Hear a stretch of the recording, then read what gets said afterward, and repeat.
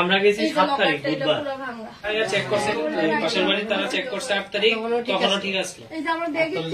ঠিক আছে, তাহলে 9 তারিখ থেকে 9 বা 10 9-10 আজকে তো 11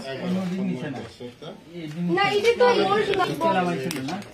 জানি না, হয়তো বা নামাইছে ভালো স্বর্ণ চুরি হয়েছে। উপরে কিন্তু দামি দামি ক্যামেরা, টিভি টুবি আছে।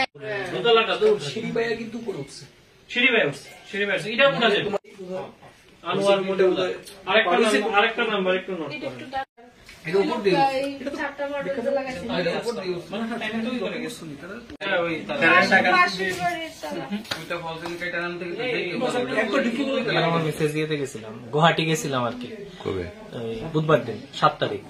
তো তারপরে 8 তারিখ আমরা পাশের বাড়ি থেকে ফোন করে কইছে যে আমরা এই দরজাটা একটু ফাঁক হয়ে রয়েছে, তো চাবি তার কাছে দেওয়া ছিল।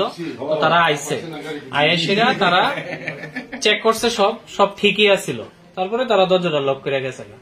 আমরা আজকে আইসি পরে দরজা, গেট দরজা সব আমরা খুলছি, খুললে সেটা তারপরে গিয়ে দেখি সবচেয়ে প্রথমে নজর গেছে এইদিকে ভাঙ্গা আছে শোকেসের নিচটা, এরপরে আলমিরা খোলা, আলমিরার লকার খোলা ভাঙ্গা, আর 4টা গোল্ডের আইটেম আছিল 2 লাখ টাকার মতো হইব দাম।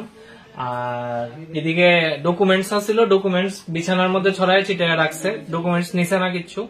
তারপরে আমরা কোন দিক দিয়ে ঢুকছে এটা বুঝার লিগা দেখছি যে ফল সিলিং দিয়ে সেটা ঢুকছে, তারা ওইখানে ফল সিলিং ভাঙ্গে সেটা ভিতরে ঢুকছে।